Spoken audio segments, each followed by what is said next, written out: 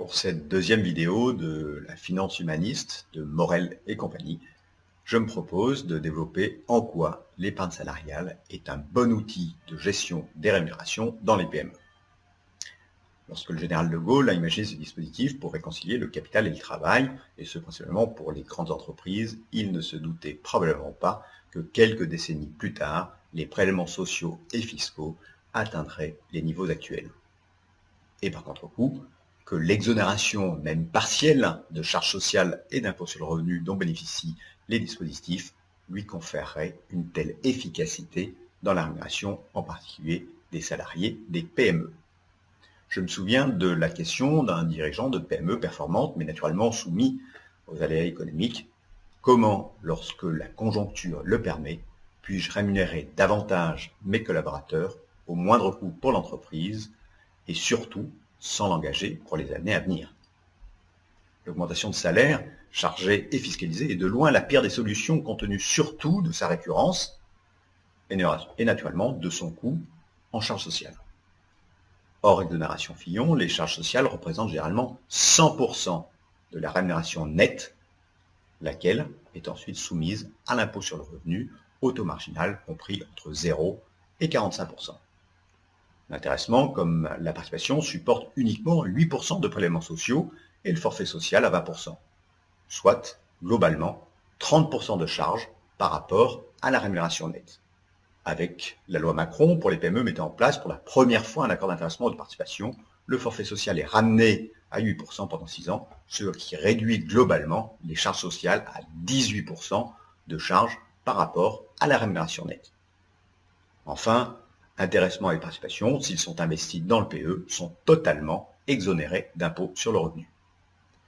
Les institutions d'épargne, qui se rémunèrent essentiellement sur l'épargne alimentée par les dispositifs de la participation, de l'intéressement et de l'abondement, insistent généralement sur l'abondement.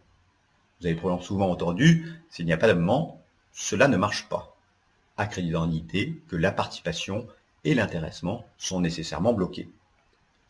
Les préjugés ont la vie dure, mais l'intéressement depuis son institution en 1959, comme la participation depuis 2008, peuvent être perçus directement par les bénéficiaires sans être nécessairement épargnés. Pour la finance humaniste, le terme épargne salariale, qui recouvre ces dispositifs, est finalement impropre pour la plupart des bénéficiaires. Objectivement et en pratique, dans les PME, le premier service rendu par un accord de participation ou d'intéressement est, lorsque le résultat de l'entreprise le permet, de distribuer un complément de revenus aux salariés, en particulier à ceux qui sont faiblement fiscalisés. Ce qui répond parfaitement à la problématique évoquée précédemment du dirigeant de PME performante, en particulier pour gérer les aléas conjoncturels sans mettre en péril son entreprise.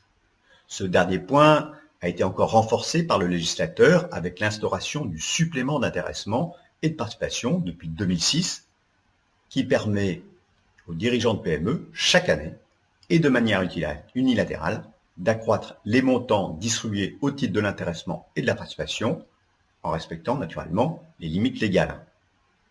20% de la masse salariale pour l'intéressement, et en 2017, 52 000 euros par personne si on cumule intéressement, participation et abondement. Alors on est loin des rémunérations extravagantes des dirigeants des grandes entreprises, mais pour les rémunérations dans les PME, ce maximum de 52 000 euros de rémunération variable est rarement atteint. L'exonération d'impôt sur le revenu attachée au versement dans le PE de l'intéressement et de la participation et par construction de l'abondement est pour les salariés fortement fiscalisés une puissante incitation à épargner. On parle alors de rémunération différée et le plan d'épargne d'entreprise se compare de manière extrêmement favorable par rapport aux autres produits. Assurance vie, article 83, 39, Madelin. Aucun autre dispositif ne permet en effet la double exonération de charges sociales et d'impôts sur le revenu à la fois à l'entrée et à la sortie. Tous les produits d'assurance sont fiscalisés soit à l'entrée, cas de l'assurance vie, placement préféré des Français, ou à la sortie, cas des articles 83, 39 ou Madelin, dont les rentes sont systématiquement fiscalisées. Seul le PERCO, petit frère du PE, bénéficie de la double exonération de charges sociales et d'impôts, avec néanmoins un engagement de blocage jusqu'à la retraite, et s'il sort en rente, une fiscalisation partielle de la rente acquise à titre onéreux. S'agissant du PE, la durée de blocage est de 5 ans avec de nombreux cas de déblocage anticipé.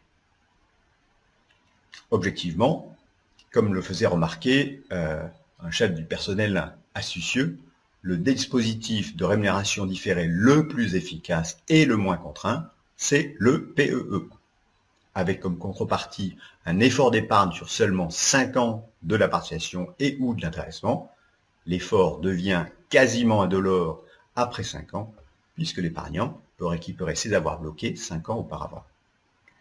Merci pour votre attention et après cette vidéo sur l'épargne salariale, outil de bonne gestion des rémunérations dans les PME, je vous donne rendez-vous le mois prochain sur le thème l'actionnariat salarié, outil d'implication de vos collaborateurs.